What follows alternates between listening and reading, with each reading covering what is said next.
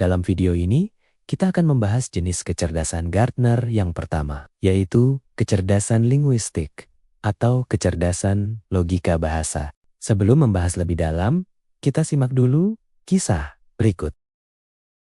London, tahun 1940. Jerman sudah menguasai hampir seluruh Eropa. Prancis sudah menyerah. Ratusan ribu tentara Inggris terperangkap di pantai Dunkirk. Tampaknya tidak ada jalan keluar. Di dalam parlemen Inggris, suasana sunyi, mencekam. Banyak anggota parlemen yang mulai berbisik-bisik. Kita harus berunding dengan Hitler. Saat itulah seorang pria berdiri.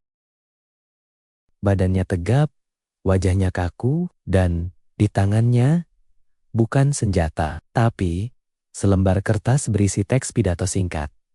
Pandangannya lurus ke depan. Pria itu adalah Winston Churchill.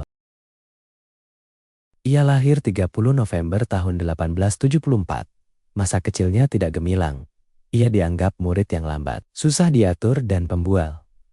Gurunya menilai kemampuannya jauh di bawah rata-rata, tapi ada satu hal yang selalu ia kuasai. Kata-kata. Ia membaca ribuan buku. Ia menulis. Sejak muda, ia berlatih pidato di depan cermin. Berulang kali, karena ia percaya bahwa kata-kata yang tepat bisa melakukan apa yang tidak bisa dilakukan oleh senjata. Mei tahun 1940, Churchill menjadi Perdana Menteri Inggris di saat paling gelap. Jerman menguasai hampir seluruh Eropa Barat. Banyak pemimpin menyarankan untuk berunding dengan Hitler. Churchill menolak. Penolakan itu ia sampaikan dalam pidato sederhana tadi. We shall fight on the beaches. We shall fight on the landing grounds. We shall fight in the fields and in the streets. We shall never surrender. Pidato itu berhasil menggerakkan seluruh kekuatan Inggris untuk mengusir Jerman. Tahun 1953, Winston Churchill menerima hadiah Nobel Sastra. Bukan karena ia novelis, tapi karena kekuatan kata-katanya yang mampu mengubah sejarah. Di belahan dunia lain, di tanah yang sudah dijajah selama ratusan tahun, seorang pemuda bangkit, berdiri di hadapan rakyatnya. Tidak ada senjata yang setara, tidak ada kekuatan militer yang cukup. Yang ia handalkan hanyalah semangat, cita-cita membara, serta keyakinan yang tidak pernah goyah.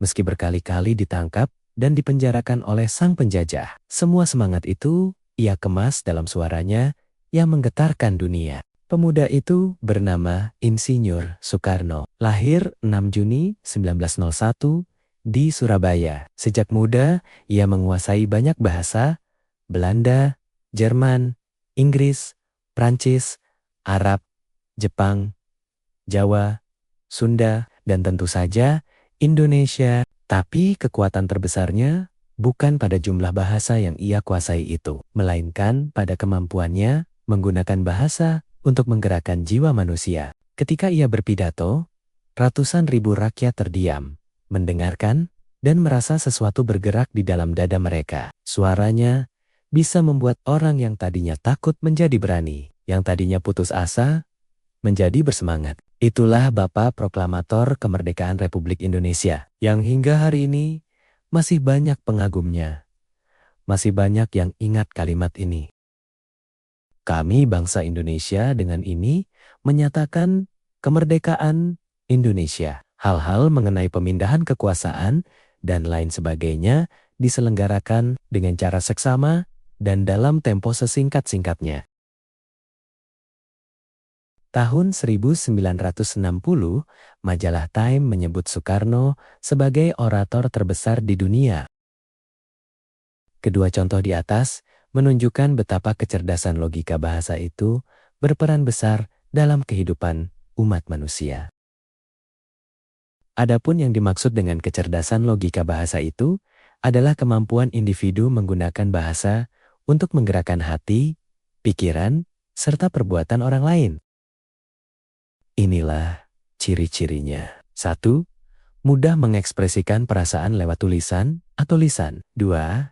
Suka bermain kata, pantun, puisi, cerita, atau lelucon yang berbasis kata-kata. 3. Mudah mengingat lirik lagu, kutipan, atau dialog dari film. 4.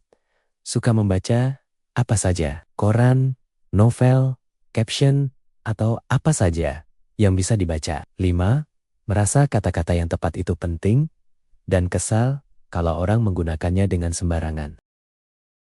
Kalau kamu memiliki minimal 3 dari 5 ciri itu, maka kemungkinan besar inilah salah satu jenis kecerdasan dominanmu. Maka profesi yang cocok untuk kamu adalah penulis, jurnalis, pengacara, guru, pemimpin, orator, content creator, penerjemah, penyair, editor, atau seperti Churchill dan Soekarno, seseorang yang mengubah sejarah dengan kekuatan kata-kata. Jadi kalau ada temanmu, gurumu, dosenmu, atau siapapun yang penjelasannya sangat gampang kamu mengerti, itu karena ia memiliki kecerdasan logika bahasa ini. Nah, bagaimana? Cocokkah merasa? Beri tanggapan atau pertanyaan di kolom komentar. Terima kasih. Terima kasih. Sampai jumpa di video selanjutnya. Kecerdasan, logika, matematika.